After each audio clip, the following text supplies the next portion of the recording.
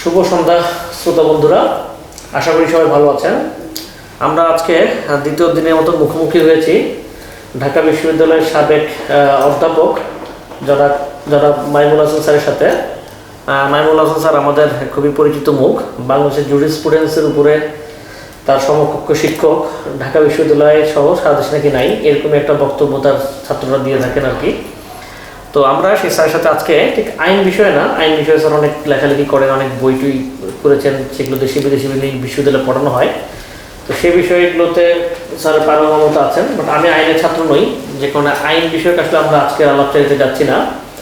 বরং তো স্যারের যেটা একটা আলাদা আগ্রহের ফিল্ড, অর্থাৎ রাজনীতি, বিশেষ করে ছাত্র রাজনীতি, সেই বিষয় নিয়ে আমরা আজকে স্যারের সাথে কথা বলবো। স্যার, তো স্যার কেমন আছেন আপনি?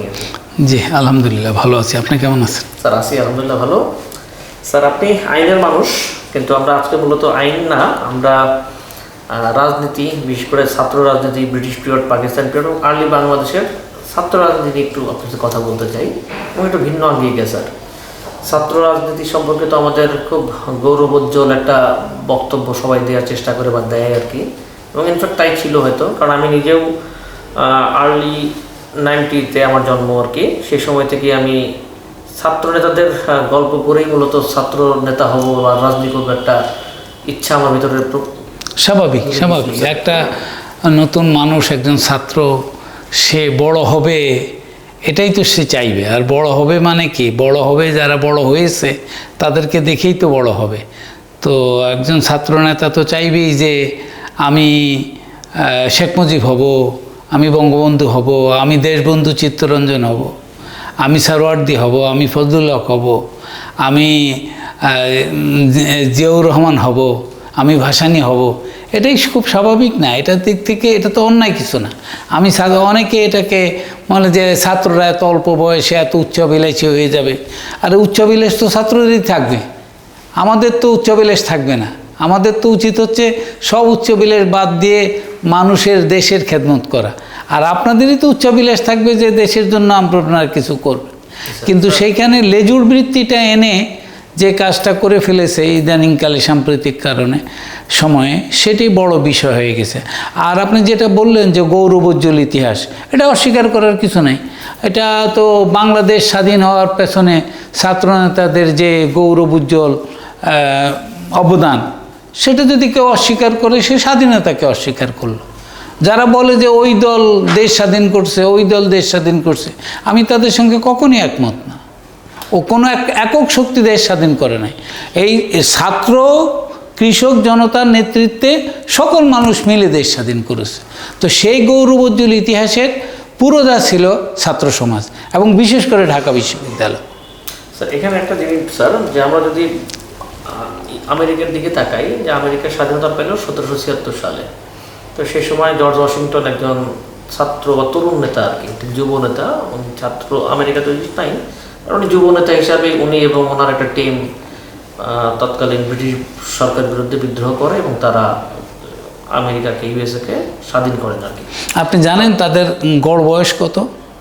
সম্ভবত 26 ছিল, সম্ভবত আরও কম, 26-এরও কম। হাইয়েস্ট বোধহয় যিনি সবচেয়ে বয়োজ্যেষ্ঠ ছিলেন, তিনি বোধহয় 30 পার হয়েছিলেন। তাদের অধিকাংশই 18, 19, 22, মানে 18-র নিচে তো আর নেওয়াই যায় না। সেই কারণে তারা মনে করছে যে 18-র নিচে। তো এই যে ভূমিকাটা, এটা একটা সার্বজনীন ভূমিকা, পৃথিবীব্যাপী ভূমিকা। আর সেই ভূমিকাটা থেকে যারা যেসব দেশ সরে আসছে, যারা পরের প্রজন্মকে স্থান দেয় নাই যথাযোগ্য অবদান রাখার, তারাই বেশি বিপদে পড়েছে। এবং তার উজ্জ্বল প্রমাণ হচ্ছে বাংলাদেশ, উজ্জ্বল প্রমাণ হচ্ছে পাকিস্তান, উজ্জ্বল প্রমাণ হচ্ছে ভারত। স্যার, যেটা বলছিলাম, জর্জ ওয়াশিংটন বা তাদের যে তরুণ নেতাদের যে গল্প, তো সেই প্রায় একই সময়ে তৎকালীন ব্রিটিশ ভারতেও, ভারত বা বাংলাদেশের প্রচুর তরুণ নেতাদের নেতৃত্বেই ব্রিটিশ বিরুদ্ধে আন্দোলন খুব চাঙ্গা ছিল স্যার। কিন্তু ইউএসএতে যেটা হয়েছে, যে পরবর্তীতে এক ধারাবাহিকভাবে বিভিন্ন নেতা তৈরি হয়েছেন, দল বিভিন্ন, মানে দ্বিদলীয় দল, বাট একের পর এক তারা ক্ষমতায় আসছেন। কোনো একক নেতৃত্ব না, পরিবর্তন তো নাই আর কি। কিন্তু বাংলাদেশে এই তরুণ নেতারা আর মানে স্টেটসম্যান হয়ে উঠলেন না কেন? এটার জন্য আমি তরুণ নেতাদের চাইতে বেশি দোষ দেব হচ্ছে জাতীয় নেতাদের। জাতীয় নেতারা এদেরকে শুধু ব্যবহারই করেছে, এদেরকে বড় নেতা বানানোর চেষ্টা কেউ করে নাই। আপনি দেখেন, একটা একটা করে উদাহরণ ধরেন, অধিকাংশ ক্ষেত্রে দেখবেন যে জাতীয় নেতারা তরুণ নেতাদেরকে ব্যবহার করার চেষ্টা করে না। এই ব্যাপারে একটা বই আছে আমেরিকান প্রফেসরের, লরেন্স জিরিং, প্রফেসর লরেন্স জিরিং। তিনি ঢাকা বিশ্ববিদ্যালয়ের ইন্টারন্যাশনাল হলে থেকে এই রিসার্চটা করেছেন। তিনি প্রথম এসেছিলেন সে পূর্ব পাকিস্তান আমলে 1956-এ। এরপর থেকে বাংলাদেশের ছাত্র রাজনীতি নিয়ে এবং ন্যাশনাল রাজনীতি নিয়ে তিনি গবেষণা করেছেন। সেখানে তিনি পরিষ্কারে বলেছেন, এই তরুণরা এত মেধাবী, তিনি অবাক হয়ে গেছেন যে আমেরিকান তরুণরা এত মেধাবী না, এত ভার্সেটাইল না। এদের এই যে ভার্সেটাইল এবং এদের যে নলেজ, এদের যে অভিজ্ঞতা, এদের যে অত অল্প বয়সে পোড় খাওয়া অবস্থা, এইটা কিন্তু আমাদের দেশ ছাড়া অন্য খুব কম দেশে, আফ্রিকান কিছু দেশে আসছে। কিন্তু জাতীয় রাজনীতিতে যে একটা দুর্বৃত্তায়ন ঘটে, এই দুর্বৃত্তায়নটা করে কি, কিছু এরা তো অভাবই থাকে। অধিকাংশ ছাত্রনেতা কিন্তু অভাবী, অধিকাংশ ইয়াং লেখক সাংবাদিক এরা কিন্তু অভাবী, এরা দিন এনে দিন খায়। এরকম আমি দেখেছি, নিজ চোখে দেখেছি এই বহু লেখককে, বহু সাংবাদিককে, এরা অত্যন্ত অভাবী মানুষ, অত্যন্ত অভাবী মানুষ। এদেরকে কী করে, এদেরকে তারা কেনে এবং নিজেদের ক্ষুদ্র স্বার্থে ব্যবহার করে, যেটা আগের দিনে কেউ করতো না। আগের দিনের বড় বড় নেতারা কেউ করতো না। ভাসানীকে আপনি এরকম দেখবেন না। ভাসানী সবাইকে প্রমোট করেছে, কাজী জাফর হইতে শুরু করে আপনি শেখ মুজিবকে হইতে শুরু করে আপনি যাকেই ধরবেন সবাইকে প্রমোট করেছে। এই প্রমোশনটা আমাদের দেশ থেকে হারিয়ে গেছে। কেউ কাউকে এখন প্রমোট করতে চায় না, সবাই সবাইকে পা ধরে টেনে নিচে নামে রক্তাক্ত করে নিজে বড় হতে চায়। তো একটা দেশের মানুষের যদি অধিকাংশ মানুষ যদি একে অপরকে রক্তাক্ত করে, নির্যাতিত করে, নিপীড়িত করে নিচের দিকে ফেলে তারপরে নিজেরা বড় হতে চায়, তাইলে তো ছোটরা তো প্রতিযোগিতা পারবে না, ছাত্রনেতারা পারবে না। শেষ পর্যন্ত দেখেন, যেটা অনেকের আশার ভরসার সলস ছিল ঢাকা ইউনিভার্সিটিতে, নূর ডাকসুর শেষ বিপি, তো নূরের কী অবস্থা হলো, নূরের কী করুণ পরিণতি হলো। তো এইটা তো মানে একটা ধারাবাহিকতাই নষ্ট হয়ে গেছে। নূরকে তো আমাদের জাফরুল্লাহ চৌধুরী কিংবা আসিফ নজরুল স্যার সহ আপনারা যারা সমাজে বিদ্যুক্ত পারসন, তাদেরকে তাকে সমর্থন দিয়েছিলেন না? সমর্থন দেওয়া এক জিনিস, আর তাকে গাইড করা, তাকে আমি ছাড়া, জাফরুল্লাহ চৌধুরী ছাড়া বাকি সবাই নূরকে ব্যবহার করেছে, বাকি সবাই নূরকে ব্যবহার করেছে। একমাত্র জাফরুল্লাহ চৌধুরী নূরকে ব্যবহার করে নাই, প্রমোট করার চেষ্টা করেছে, কারণ ওই লোকের মধ্যে ওই বড়ত্ব ছিল। আর বাকি যাদের কথা আপনি বলবেন প্রত্যেকে তারা নিজেদের, কারণ এটা তো আমি নিজের চোখের সামনে দেখা, এটা তো আমি নিজে প্রত্যক্ষ নিজ চোখে দেখা, হেঁটে যেতে দেখা, শুনতে দেখা, সব কিছু। তো এই যে আরেকজনকে ব্যবহার করে ছাত্রদের ঘাড়ের উপর পা রেখে নিজেরা বড় নেতা হওয়া, তো এরা পরে কি করে, এরা পরবর্তী সময়ে প্রতিশোধ নেয়। এই যে আজকে বেনজির, আজকের আজিজ আহমেদ, এরাও তো আসলে এক ধরনের প্রতিহিংসা পরায়ণ হয়ে এই সমস্ত কাজ করছে। তাহলে একটা লোকের কত সম্পত্তি লাগে রে ভাই, বাংলাদেশের মতো দেশে একটা লোকের কত শত, তো দেশেই যদি তুমি থাকবা না তাইলেই বা এই সম্পত্তি কেন করতেছ মানুষের ওপর?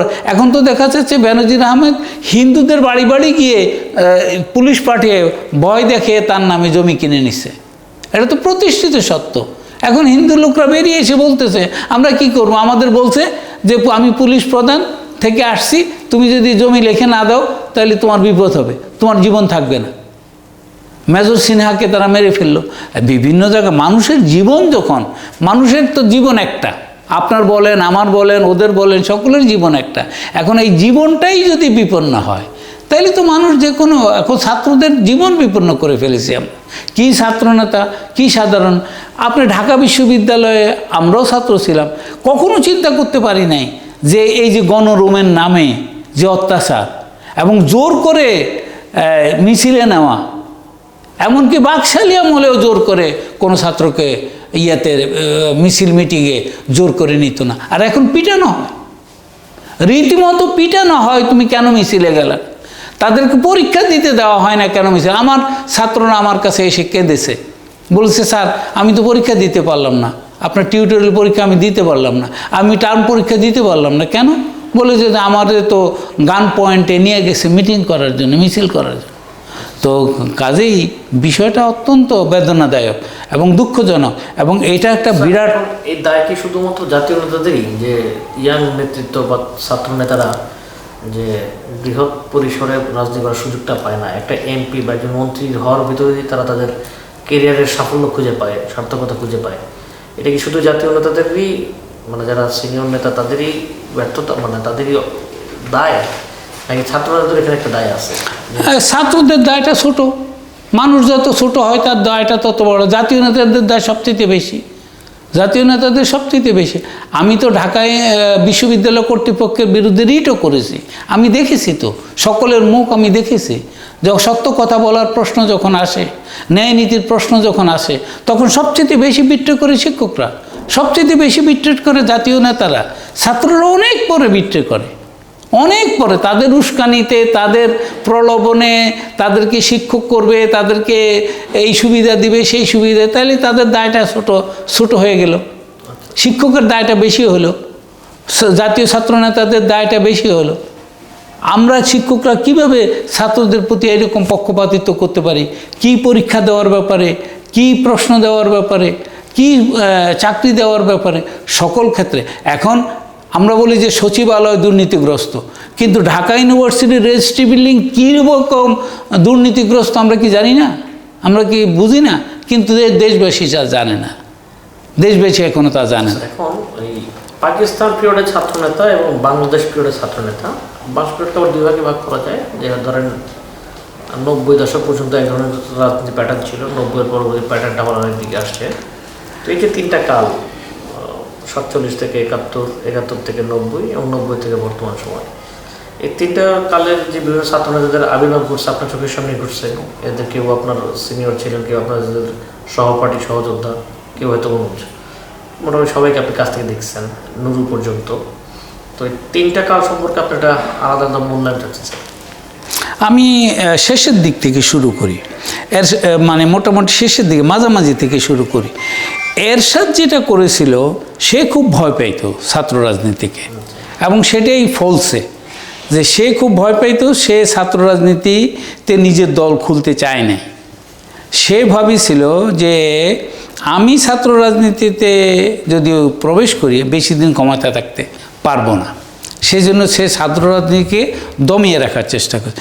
দমিয়ে রাখার ফলে যেটা হয়েছে, সকল ছাত্র দল, সকল ছাত্রের মতের মানুষরা এক হয়ে গেছে। হ্যাঁ, ঐক্য হয়ে গেছে। এখানে ওই যার কথা বলতেছিলাম, অধ্যাপক লরেন্স জিরিং, তিনি বলছেন তিনি মোটামুটি 100 থেকে 300 ছেলেকে নেতার মধ্যে পাইছে। এদের মধ্যে তিনি আবার 3টা ভাগ করেছে। যারা জীবন দিয়ে হইলেও এরশাদকে সরাবে, যারা ক্ষতিগ্রস্ত হয়েও হইলে এরশাদকে সরাবে, যারা এরশাদকে সরাইতে পারলে খুব ভালো হয়, কাজে আমি অংশগ্রহণ করব। এই 3 ভাগে তিনি ভাগ করেছেন।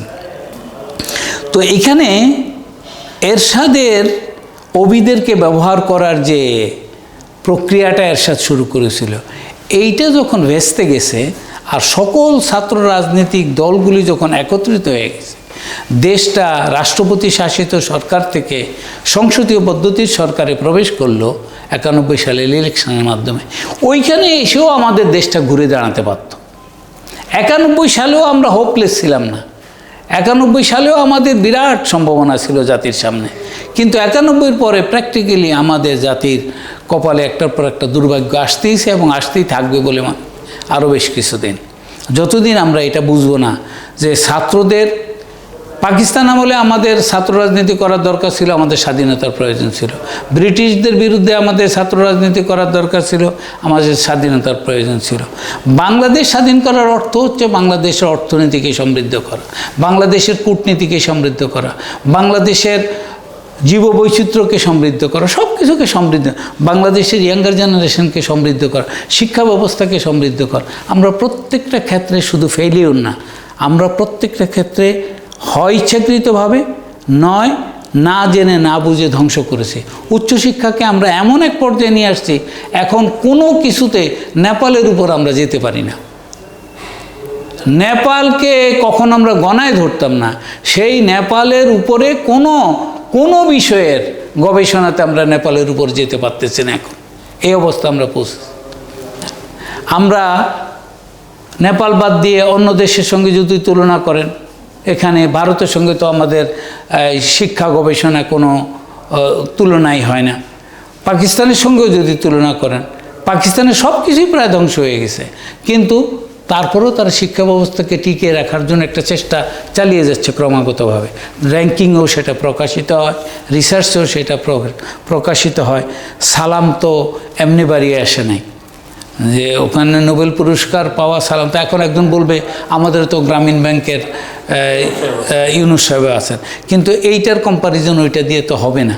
এবং সেই ইউনুস সাহেবকে নিয়ে এখন যা হচ্ছে তাতে কি বোঝা যাচ্ছে যে দেশে গুণী লোকের এমনিতেও কদর নাই। তাকে যেটুকু হোক আমি ক্রেডিট দেবো, তো যাই কিছু করছে, সে অভাব দূর করতে পারে না, সে অনেক কিছু করে, কিন্তু তাকে শুধুমাত্র সুদখোরের জন্য এই যে একটা মিথ্যা চর্চা হচ্ছে রাজনীতিতে, এটা যদি এমন হইতো যে আমরা বেনজিরের বেলায় যেমন শক্ত, তারপরে আজিজের বেলায় যেমন শক্ত, ইউনুসের বেলায় তেমন শক্ত, তাহলে সবাই মেনে নিত। তাই তো সেনাপ্রধানদের শাস্তি দিতেছে, তাইলে নোবেল পুরস্কারধারীকে শাস্তি দেখ সবাই। কিন্তু আপনারা তো সেনাপ্রধানকেও ছেড়ে দিচ্ছেন, আপনার পুলিশ প্রধানকেও ছেড়ে দিচ্ছেন, আপনার একটা ওসিকেও ছেড়ে দিচ্ছেন, আপনার একটা সেক্রেটারিকেও, অ্যাসিস্ট্যান্ট সেক্রেটারিকে ছেড়ে দিচ্ছেন, আর ওইদিকে ওনাকে নিয়ে টানাটানি করতেছেন। তাইলে তো বিচার ব্যবস্থা থাকলো না। দেশের মানুষের এখন বিশ্বাস নষ্ট হয়ে গেছে। আপনি আমাকে একটা কথা বলতেছেন, আমি আপনাকে একটা কথা বলতেছি, কেউ কাউকে কিন্তু বিশ্বাস করতেছি না। মানে মনের অজান্তে আমরা কিন্তু একটা অসুস্থ জাতিতে পরিণত হচ্ছি। শুধু শারীরিকভাবে না, মানসিকভাবেও অসুস্থ জাতিতে পরিণত হচ্ছে। আর এইটার মূল কারণ কিন্তু রাজনীতি, এবং সেই রাজনীতি থেকে অর্থনৈতিক বৈষম্য, অর্থনৈতিক অনাচার, সেখান থেকে এখন দেখেন পারিবারিক ব্যবস্থা কিন্তু ভেঙে যাবে। আগামী 15-20 বছরের পরে বাঙালি সমাজের এই বাঙালি পরিবার ব্যবস্থাকে আপনি টিকিয়ে রাখতে পারবেন না। কারণ এত মিথ্যাচারের মধ্যে আপনি কীভাবে পারিবারিক ব্যবস্থা টিকিয়ে রাখবেন? এত মিথ্যাচারের মধ্যে আপনি এই ছোট ছোট শিশুদেরকে কিভাবে করবেন? ছোট ছোট শিশুদের সঙ্গে কথা বললে, 4-5 বছরের বাচ্চার সঙ্গে কথা বললে সে কি বলে জানেন?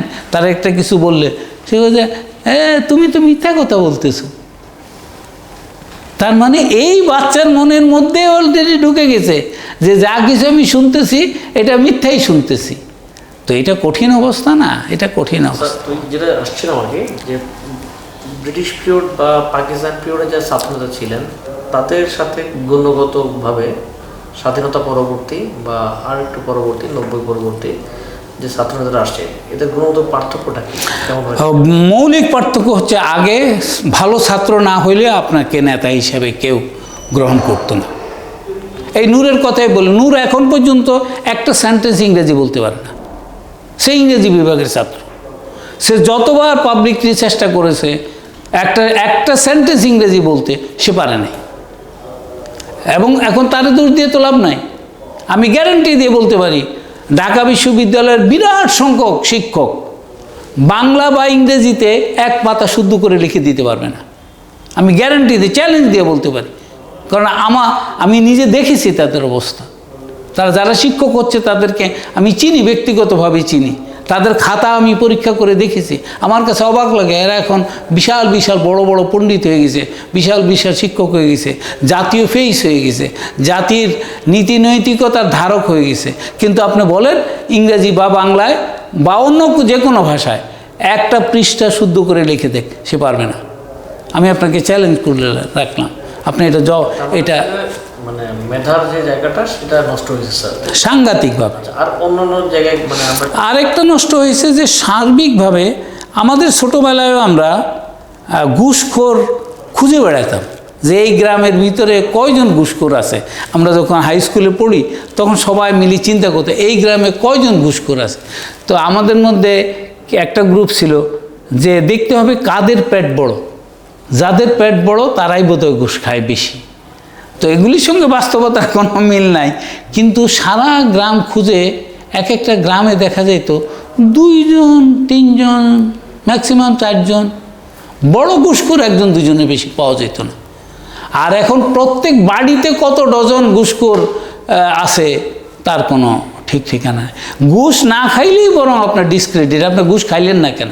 আপনার বউ দ্বারা নির্যাতিত হইতে পারেন, আপনি ছেলে মেয়েদের দ্বারা লাঞ্ছিত হইতে পারেন, যে তোমার সমান চাকরি সে করে অথচ তারা এইভাবে চলে, তুমি আমাদেরকে কীভাবে চালাইতেছো? তো এইটা সামাজিক এই বিরাট অবক্ষয়। আপনি তারপর ধর্মের কারণে যে মানুষ সৎ থাকে, এটাও একটা বড় বিষয়। আগে যারা সাংঘাতিকভাবে নামাজ কালাম পড়তো তারা সাংঘাতিক সৎ জীবনযাপন করতো। আমি দেখেছি বিভিন্ন ঘাস টাস সিদ্ধ করে খাইতো, কিন্তু আরেকজনের পুকুর থেকে একটা মাছ নেবে এই কাজ তার দ্বারা সম্ভব না। সে বাড়িতে গিয়ে কিছু ঘাস লতা পাতা সিদ্ধ করে সেইটা দিয়েই শাক দিয়েই ডাল দিয়েই ভাত খাবে, কিন্তু তারে যদি বলেন যে এই পুকুর থেকে ওই মাছটা হাত দিয়ে ধরা যায়, তুমি নিয়ে যাও, মালিক দেখবে না, অধিকাংশ মানুষ তা করতো না। এখন সেইটা কোথায় চলে আসছে? স্যার এখন আমরা একটু 2-3 ছাত্রনেতা সম্পর্কে আপনার একটু মূল্যায়ন জানতে চাইব আর কি।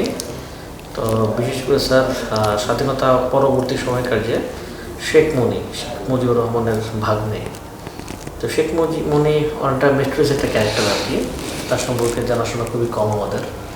শেখ মনি সম্পর্কে আপনার একটা নির্মোহ মূল্যায়ন চাই স্যার। অল্প বয়সে 32 বছর বয়সে মারা গেছেন, তো ওনার সম্পর্কে একটু মূল্যায়ন চাই আর কি। শেখ মুনিকে যতটা ভালো মনে করা হয় শেখ মুনি ততটা ভালো না, আর শেখ কামালকে যতটা খারাপ বলা হয় সে অতটা খারাপ না। এটা হচ্ছে আমার সার্বিক মূল্যায়ন। আমি শেখ কামালকে খুব কাছে থেকে দেখেছি, তার কথাবার্তা কাছে থেকে শুনেছি, ভালো সময় মন্দ সময় বিভিন্ন সময় তার সাথে আমার ইন্টারাকশন হয়েছে, কিন্তু মনির সাথে আমি দূরের থেকে দেখেছি। তবে শেখ কামাল এত উচ্চবিলাসী ছিল না। মনি বাংলাদেশ স্বাধীন হওয়ার পরে এত বেশি উচ্চাবিলাসী হয়ে গেল, তার জেচ্চার পোচ্চার হাঁটা চলাফেরা, এবং অন্য নেতারা বড় বড় নেতারা, এই মনে করেন আব্দুর রাজ্জাকের মতো নেতারা যারা বড় নেতা, এরা সবাই তাকে থ্রেট মনে করত। কিন্তু শেখ কামালকে কে হ্যাঁ হ্যাঁ তারপরেও তাকে থ্রেট মনে করত। এবং সেটা আমি কিভাবে জানতাম, কিভাবে বুঝতাম, যেহেতু ছাত্রনেতাদের সঙ্গে আমার কথাবার্তা হইতো, তো ওখানে দেখতাম দুইটা গ্রুপ, আলাদা গ্রুপ, এবং যেটার জের ধরে সম্ভবত 1974 সালে মহসিন হলে 7 জনের হত্যাকাণ্ড ঘটল। আমি কিন্তু তাদেরকে ধরে আনতে নিজে দেখেছি, সূর্য সেন হল থেকে। আমি ঘুম থেকে জেগে গেছিলাম ওদের শব্দে, তো আমি 5 তলায় থাকতাম মহসিন হলে। ওইখান দিয়ে দেখলাম যে আরে এত রাতে অনেকগুলি লোক, তখন অলরেডি মনে হয় 3টা 3:30 বাজবে রাত। ওই সময় বেশ কয়েকজন লোককে সারাউন্ডে, তারপরে তো কিছুক্ষণ 10 মিনিটের মধ্যেই বিকট শব্দে অনেক গুলিগালা হলো। সকালবেলা তো রক্তের বন্যার মতো, 7 জন মানুষের শরীর থেকে এত রক্ত বের হইতে পারে, মানে এটা কল্পনা করে। এরপরেই তো ঢাকা ইউনিভার্সিটি থাকলো না। ওই যে, এবং এইটা কিন্তু মূলতই ঘটেছে রাজ্জাক সাহেব মনিদেরকে, এবং মনির রীতিমতোই থ্রেট পোজ করতো তার জেচ্চার পোচ্চারে, যে আমার মামার পরে আমি নেতা, এইরকম একটা ভাব তার মধ্যে ছিল। কিন্তু শেখ কামালের মধ্যে এই ধরনের কিছু আমি ব্যক্তিগতভাবে দেখি নাই। সে খেলাধুলা নিয়ে মাতামাতি এটা সেটা নিয়ে তার শুধু সে সহ্য করতে পারতো না সফা ভাইকে সে কিছুতে একটা লোককেই সে সহ্য করতে পারত, আর বাকি সবার সাথে তার কোনো বিরোধ ছিল বলে আমি দেখি নাই। সবার সাথে সে ভালো সম্পর্ক রেখেছে।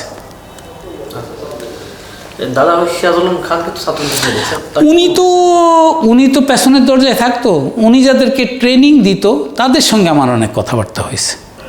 তিনি তাদেরকে ট্রেনিং, যেই জেনারেশনটা আপনার বাংলাদেশ সৃষ্টির পরে যেই জেনারেশনটার সাথে দাদাভাই খুব নিবিড় সম্পর্ক রাখত, যে সেটা জাসদেরই হোক, ছাত্রলীগেরই হোক, আর যাই হোক, একমাত্র মনে হয় নেতাদের মধ্যে একটু কম প্রভাব হয়তো আসম আব্দুর রবের উপর থাকতে পারে, সিরাজুল আলম খানের, আর বাকি সবার উপর সাংঘাতিক প্রভাব ছিল। মানে উনি রহস্যময় পুরুষ, সোজা হিসাব। আমি কোনো দিন ওনাকে সামনাসামনি দেখি নাই, কিন্তু ওনার কাছ থেকে যারা ট্রেনিং নিয়ে আসতো, যারা টিএসসিতে আইসে আবার আমাদের সাথে গল্প করতো, মোদির ক্যান্টিনে বসে ঘন্টার পর ঘন্টা গল্প করতো, আজকে দাদাভাই কী সবক দিল, আজকে তিনি কি বললেন, ভবিষ্যৎ সম্পর্কে কি করলেন। এবং উনি যে, আমরা সবাই জানি যে মেজর জলিল আর আসম আব্দুর রব জাসদের মানে প্রতিষ্ঠাতা। এখন কেন যেন আমার মনে হয় যে আসলে ওনারা ইন্সপিরেশনটা মনে হয় সিরাজুল আলম খানের কাছ থেকে নিয়ে থাকতে পারে। তবে ওইখানে বিরোধটা ঘটেছে তোফায়েল আহমেদের সাথে এই সিরাজুল আলম খানের বিরোধ। এই বিরোধটা যদি এড়ানো যেত তাহলে বাংলাদেশে জাতীয় রাজনীতিতে এত খুনাখুনি হয়তো আসতো না। এই বিরোধটা এসে তারপরেও অনেকে পরামর্শ দিয়েছিল জিল্লুর রহমান সাহেবকে না করে সিরাজুল আলম খানের, হ্যাঁ জি, কিন্তু তখন একটা প্রশ্ন এসে গেল যে এত অল্প বয়সের, এত ঐতিহ্যবাহী একটা দল আওয়ামী লীগ, সেটার প্রেসিডেন্ট তো তোফায়েল আহমেদকে 27 বছর বয়সে যদি শেখ মুজিবুর রহমান সাহেবের করা যায়, বঙ্গবন্ধুর মতো ফিগার, এখন তোফায়েল আহমেদ বঙ্গবন্ধু উপাধি দিছে কি দেয় নাই এটা তো বড় বিষয় না, তার উপদেশটা বানানো যায়, তাইলে একে আওয়ামী লীগের করা যাবে না কেন? কিন্তু ওই দুইটা বিরোধ দেখেন দুই জায়গায়, একটা ছাত্র রাজনীতিতে বিরোধ ঘটে ফেললো হচ্ছে মনি এবং রাজ্জাককে কেন্দ্র করে, আর জাতীয় রাজনীতি বিরোধ ঘটে গেল তোফায়েল আহমেদ আর সিরাজুল আলম খানকে কেন্দ্র করে।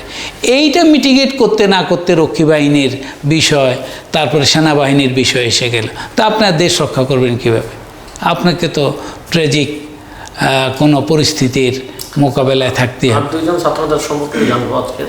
সেটা হচ্ছে যে আমাদের যে স্বাধীনতার ইশতেহার পাঠ করছেন শাহজাহান সিরাজ, এবং তার আগের দিন যে পতাকা উড়াইছিলেন স্বাধীন বাংলাদেশের পতাকা, রব ভাই আসম রব, এই দুজনের ব্যাপার আপনার এদের যে ছাত্রদের কাছে এদের যে গ্রহণযোগ্যতা, আমরা তো এদেরকে কি বলতাম আপনাকে তো বিশ্বাস করবেন না। আমরা যারা একটু ধর্মকর্ম করতাম তারা তো আমরা বলতাম যে এই তো 4 খলিফা। মানে তাদের গ্রহণযোগ্যতাটা সকল প্রশ্নের ঊর্ধ্বে এরকম ছিল যে এদেরকে বলা হতো 4 খলিফা। এবং বাংলাদেশ সৃষ্টির পরেও এই ট্রেডিশন বেশ কিছুদিন ছিল। জাসদ সৃষ্টির আগ পর্যন্ত এই 4 খলিফা নাম তাদের জন্য ছিল। এই থেকে আপনি বুঝবেন যে তাদের, এবং তাদেরকে সবাই ইনকরাপ্টেবল মনে করত, যে এদেরকে কেনা যাবে না। খোদ যদি ভারতও চায়, পাকিস্তানও চায়, আমেরিকাও চায়, কোনো বাইরের শক্তি এদেরকে, আওয়ামী লীগ পুরাটা কিনে ফেলতে পারে, জামাত ইসলাম পুরাটা বিক্রি হয়ে যেতে পারে, বা অন্য দল হইতে, কিন্তু এই 4 খলিফা, এবং ধারণা করা হয়তো যারা 4 জন ঐক্যবদ্ধভাবেই সব কাজ করে, এবং এদেরকে পরামর্শ দেয় পেছনে থেকে সিরাজুল আলম খান। আর সিরাজুল আলম খান এদেরকে পরামর্শ যখন দেয় তাতে খারাপ পরামর্শ তো দিতে পারবে না সে, কারণ এদের বিক্রি হয়। তো শেষ পর্যন্ত তো সিরাজুল আলম খানের ব্যাপারে অনেকে বলে, বা অন্য নেতাদের মধ্যেও কারো কারো ব্যাপারে সন্দেহ উঠেছে, কিন্তু এদের তখনকার গ্রহণযোগ্যতা অবিস্মরণীয়। এবং প্র্যাকটিক্যালি যতই আওয়ামী লীগ বলুক, এই 4 জনের ভূমিকা না হইলে ছাত্র সমাজ এইভাবে ঝাঁপিয়ে পড়তো না। কেউ আমরা আমাদের জীবনকে কোনো মূল্যায়নই করতে জানতাম না। আমরা ভাবতাম যে এরা যা ডাকবে, এরা যা করবে, সেটার জন্যই আমাদের জীবন দিয়ে দিতে হবে। এরপরে সে শিফট হইল ছাত্রনেতাদের, বরং আপনি বলতে পারেন সেই সময় ছাত্রনেতারাই বড় নেতাদের, জাতীয় নেতাদের তৈরি করেছে। এখন কিন্তু জিনিসটা উল্টা। এখন হচ্ছে জাতীয় নেতারা ছাত্র নেতাদেরকে ব্রাইব করে বিভিন্নভাবে লেজুর ভিত্তি করাচ্ছে। ওইটা কিন্তু তখন এটা ছিল না। সিরাজুল আলম খান, আসম আব্দুর রব, এরা তো রীতিমতো বঙ্গবন্ধু শেখ মুজিবের পাঞ্জাবি ধরে টানাটানি করতো। আপনি ঘোষণা দেন, আপনি স্বাধীনতার ঘোষণা দেন না কেন? সরাসরি ঘোষণা দেন। এইরকম অনেক কথিত কথা আছে যে তারা রীতিমতো প্রেশার ক্রিয়েট করেছে। উনি আনুষ্ঠানিক বৈঠকে ওদেরকে কথা বলতে না দিলে ওরা সিঁড়ির মধ্যে ওনাকে জড়ে করে ধরতো যে না, আর দেরি করা যাবে না, আর দেরি করা যাবে না। এটার একটা অন্যতম কারণ ছিল হচ্ছে যে ভাসানী সাহেব যখন বলল অফিসাররা গুলি করে না, আমাদের ঢাকা সেনানিবাসে নন বেঙ্গলি অফিসার যারা আছে এরা সবই হচ্ছে পশ্চিম পাকিস্তান থেকে আসা, এবং এরা কোনো এখানে এখনও তাদের সোলজার আনতে পারে নাই, কাজে ওরা কাউকে অর্ডার দিয়ে আমাদের উপর গুলি করাইতে পারবে না। আমি ভাসানী সবার সঙ্গে গিয়ে এই ক্যান্টনমেন্ট ঘেরাও করব, এবং 4 নেতা এটাতে রাজি ছিল। কিন্তু শেখ মুজিব সবসময় বলতেন তাইলে তো আমাদেরকে দেশদ্রোহিতার দায়ে অ্যারেস্ট করে ফেলবে, তাইলে তো আমাদের মাঝপথে সব বন্ডুল হয়ে যাবে। এটা তো বিভিন্ন লেখাজোখা এখন আসতেছে। সিরাজুল আলম খানের শেষের বই আমি পড়ি নাই। আমি একজন বলল যে ওনার উপরে নাকি একটা বই বেরিয়েছে প্রতিবিপ্লবী হিসাবে। ওই মহিউদ্দিন আহমেদের বই স্যার, ওটা আমার কাছে আছে, তো ইনশাআল্লাহ স্যার আমি ওটা আপনাকে পাঠিয়ে দেবো আর কি, কুরিয়ার যোগে আর কি। এখন মহিউদ্দিন সাহেব সম্পর্কে যেটা মানে ওনার অনেক ভালো কিছু শোনা সত্ত্বেও যেটা খারাপ শোনা যাচ্ছে সেটা হচ্ছে যে তিনি অনেক কিছু নিজে বানায়, যত না ঐতিহাসিক অথেন্টিসিটি আছে। মহিউদ্দিন আহমেদকে নিয়ে আমার প্রথমে খুবই ভালো একটা ফ্যাসিনেশন ছিল, তার সবগুলো বই কেনা এবং পড়া, এবং একটা পর্যায়ে এসে বুঝছি যে উনি খুবই মানে উনি যা লিখছেন মানে এটা কোনোভাবে কোনো কোথাও মেলে না, এবং ওনারই প্রচুর স্ববিরোধিতা আছে, প্রচুর লাইন বাই লাইন ধরে ভুল দেখানো যেতে পারে। কোনো একটা কারণে যেমন এই প্রতিবিপ্লবী এখানে বা কিংবা সিরাজ শিকদারকে নিয়ে যে লাল সন্ত্রাস, সেখানে খুব স্পষ্টই বোঝা যায় যে সে শেখ মুজিবুর রহমানকে খুব গ্লোরিফাই করার জন্য এই ছাত্র নেতাদেরকে এক ধরনের কলঙ্ক লেপন মানে করা হচ্ছে। আপনি সিরাজ শিকদারের সব কিছু কলঙ্ক লেপন করেন, কিন্তু লোকটা যে একটা বিপ্লবী এটা তো আপনি তার স্বীকার করবেন। কীরকম বিপ্লবী দেখেন, সে ঈদে বাড়িতে গেছে হচ্ছে বাড়িতে, আর সেখানে দিয়ে দেখে মা তার কাজের মেয়েটাকে দুপুরে সবাই খাওয়ার শেষ, ওই মেয়ের এখনও গোসলও হয় নাই, ওই মেয়ের এখনও কোনো ঈদের শাড়িও নাই। তো সবার খাওয়া দাওয়া শেষ হইলে মা এখন টায়ার্ড হয়ে বিশ্রাম নিতে গেছে, আর ওই মেয়ের যে শাড়ি কিনছে সেই শাড়ি কিনতে দিছে। সিরাজ শিকদার, এটা অথেন্টিক হিস্ট্রি আপনাকে বলতেছি, সিরাজ শিকদার ওই মেয়েকে ওইখান থেকে তুলে নিয়ে বিয়ে করে নিয়েছে, এবং সেখানেই তার জামা কাপড় কিনে দিছে, সব কিছু করছে, এবং সেই মেয়ে তার যোগ্যতা রেখেছে, সিরাজ শিকদারের সঙ্গে বিশ্বাসঘাতকতা করে নাই। কিন্তু তার সঙ্গে সিরাজ শিকদারের সঙ্গে যারা বিশ্বাসঘাতকতা করেছে, যাদের কারণে সে মারা গেছে, তারা কিন্তু তাদেরই লোক, তারা কিন্তু তাদেরই লোক। এবং তাকে কিন্তু আমাদের বয়সী ছেলেরা সিরাজ শিকদার তো আমাদের বয়সের চাইতে খুব একটা বেশি বয়সী হওয়ার কথা না, তো তারা তাকে বলেছে তুমি ভাই তুমি সিগারেট খাওয়ার জন্য জীবনটা নষ্ট করবা, তুমি যারে তারে দিয়ে সিগারেট আনতে যাও, অথচ এত গোপন স্থানে তুমি আসো, তুমি যারে তারে দিয়ে করতে যাও। এবং ভাসানী সাহেব নানাভাবে বলছিল যে এই পাগল ছাগল হোক যাই হোক এই ধরনের বিপ্লবীদের মারা যাবে না, এদের তুমি বন্দি করে রাখো, যা করে রাখো। শেখ মুজিবকে এই উপদেশ তিনি দিয়েছিলেন, এদের গায়ে হাত দেওয়া যাবে না, এদেরকে মারা যাবে না। কিন্তু যখনই এই মস্কোপন্থী সোশ্যালিস্টরা ওনার মাথায় একদলীয় শাসন ব্যবস্থার কথা ঢুকিয়ে ফেললেন, এরপরে তো কারো মাথায় আর ঠিক থাকলো না, যে অপোজিশনে যায় তাকেই মারতে হবে, যারা বিশেষ করে বিপ্লবী যারা এই আপনার যে বেঁচে আছে, বেঁচে ছিল 4 নেতা, এটা তো বিশাল ব্যাপার। জাফরুল্লাহ চৌধুরী মারা পড়তে পারত রক্ষী বাহিনীদের হাতে, যেইভাবে তার অ্যারেস্ট করে পিটানো শুরু করছিল, যদি শেখ মুজিব নিজে হস্তক্ষেপ না করত। তো কাজে বিষয়টা অত্যন্ত কঠিন অবস্থা আমরা পাড়ি দিয়ে আসছি, আর এরশাদ এটাকে স্বৈরতান্ত্রিক একটা ব্যবস্থায় তুলে দিছে, সেই গাড়িতেই আমরা এখন চলতেছি। এখন এটা কারো ভালো লাগুক আর ভালো না লাগুক, তো একটা জিনিস গাড়ি যদি আনকন্ট্রোলড ওয়েতে চলতে থাকে, তাহলে তো এটা বিধ্বংসী রূপ লাভ করবে।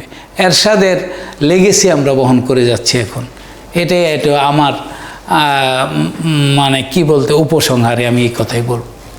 ধন্যবাদ স্যার। তাহলে আজকে ছাত্র রাজনীতি নিয়ে বেশ কিছু কথা আসলো আর কি। আপনি কিছু মনে করবেন না, আমি অত্যন্ত খোলামেলা যেটা আমি বুঝেছি সেটা আমি বলার চেষ্টা করেছি। আমি কারো পক্ষ বিপক্ষ নেওয়ার চেষ্টা করি নাই। আমি যেটা দেখেছি, যেটা উপলব্ধি করেছি, সেটাই আপনাকে বলার চেষ্টা করেছি। আপনাকে অনেক ধন্যবাদ। আপনি এত কষ্ট করে এত দূর থেকে এসে আমার সঙ্গে কথা বলেছেন, সেই জন্য আল্লাহ আপনার মঙ্গল করুন। ধন্যবাদ।